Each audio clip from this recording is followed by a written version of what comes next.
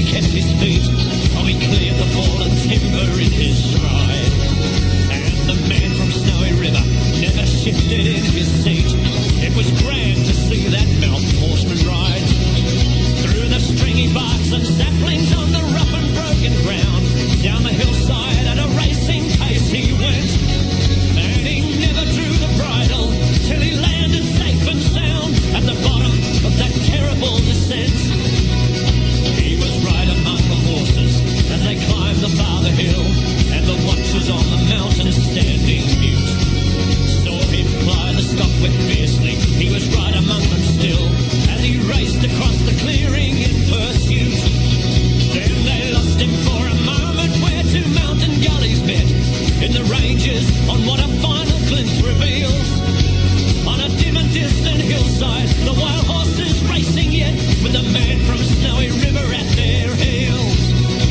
And he ran them single-handed till their sides were white with foam.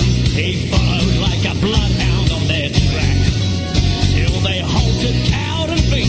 Then he turned their heads for home, and alone and unassisted brought them back. But his hardy mountain pony, he could scarcely raise a trot. He was blood from hip to shoulder from the spur, but his pluck was still undaunted and his courage fiery hot, for never yet was mountain horse a cur.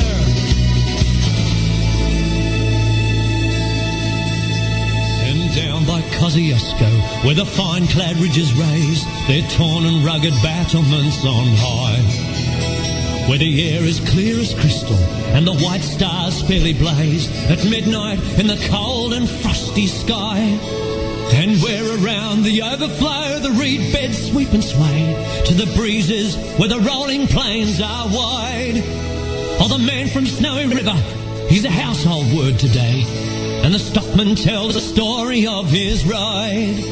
Yes, the stockmen tell the story of his ride.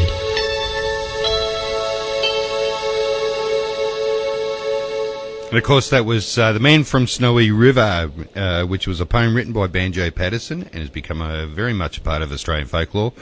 It was a bit long, and I do apologise to my guests. I didn't realise it was that long, guys. Sorry about that. It is an epic poem. It is, and do you know, I'm actually not too far from the Snowy Mountains, and it's a beautiful area, and the riders from there are legendary to this day.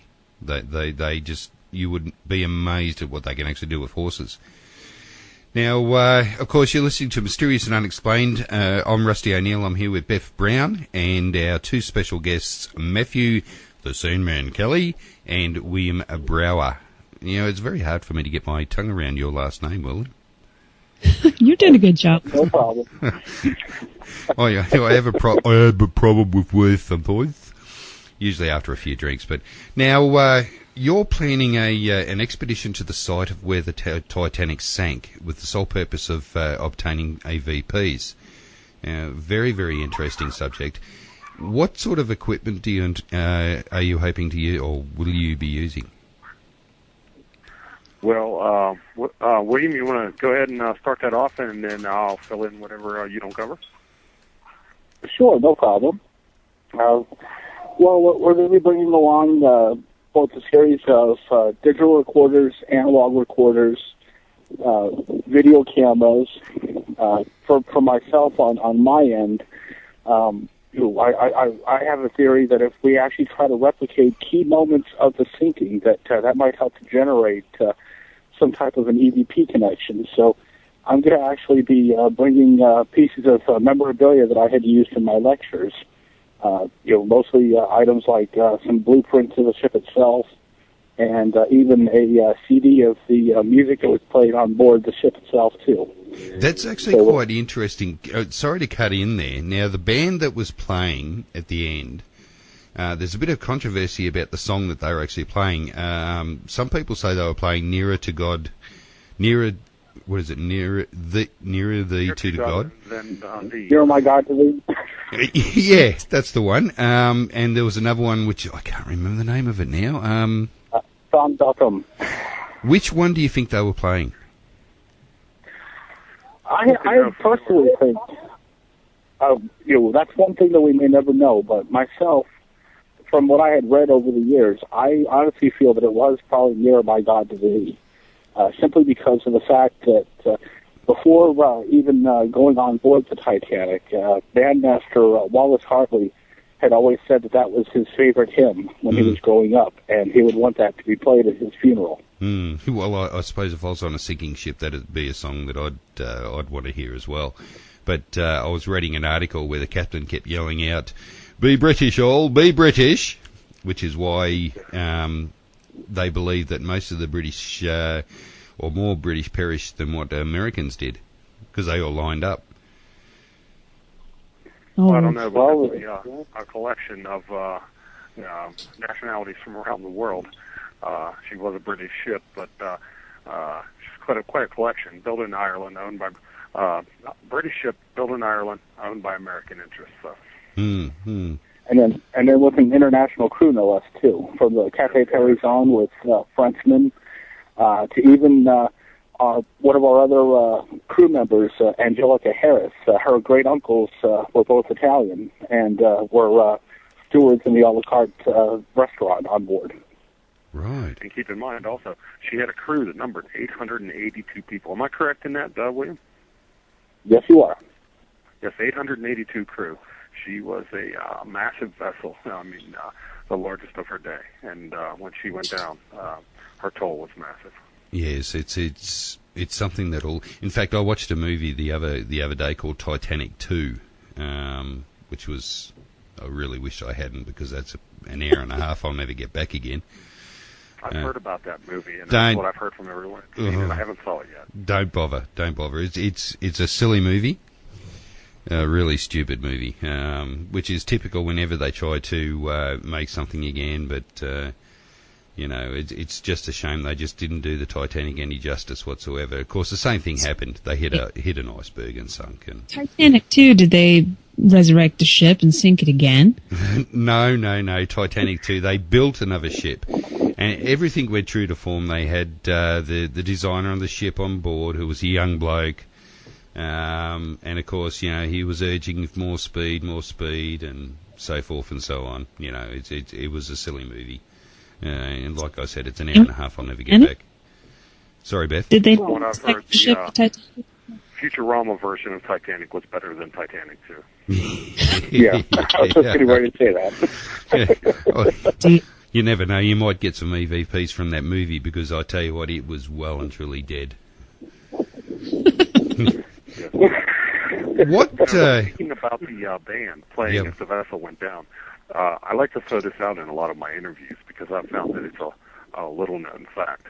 That after the vessel went down, the company that rented the tuxedos to the members of the band sent a bill to the family members demanding payment because the tuxedos were never returned. Joking. Isn't that awful?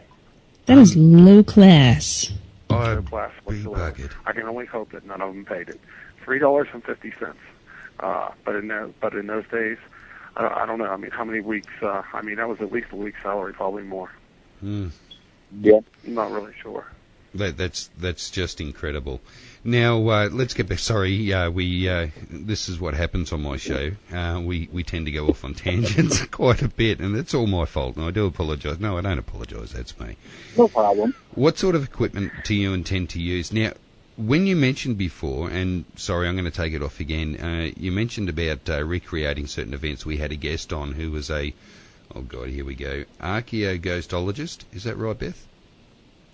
I couldn't even tell you. It's like 40 syllables. Yeah. He actually had the belief of, he goes to places, he's actually an archaeologist, but he goes there and he tries to recreate events in order to bring about some sort of event. So I suppose that's what you'll be doing as well?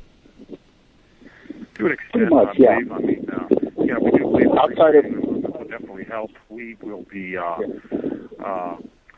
be actually dining on the same meal that first-class passengers had prior to striking the iceberg, and but that's only part of it. That's almost for our own mindset. We've done a lot of things to try to put us in the shoes of the victims of the Titanic. We even conducted a rather bizarre experiment a little over a year ago. Mm-hmm. I wanted to make a connection with what the victims must have felt. Now, once the victims entered the water, most died within 20 minutes.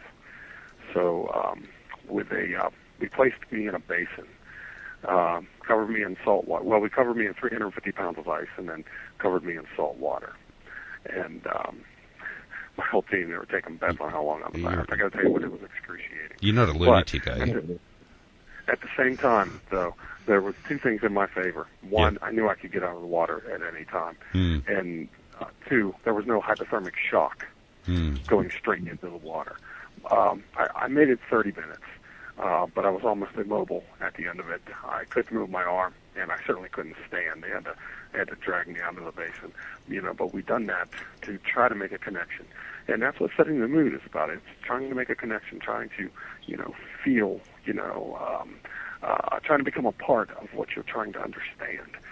Because, we hope to bring back the first EVPs from this site that, quite honestly, I can't believe that no one has ever investigated this in a paranormal sense. When I started putting this expedition together 3 years ago, I thought there's no way that somebody hasn't done this. I researched it on the internet, and it had never been done, never even been attempted. So, I can only imagine what we're going to come back with. We will be filming a documentary while we're out there, and it's going to be entitled Titanic, Their History, Not Hear Their Voices. And I can only imagine what we might bring back. Well, we'll definitely be looking to get you back on the show after the expedition, because I'd be very, very interested to see what you've got. Even if you don't get something,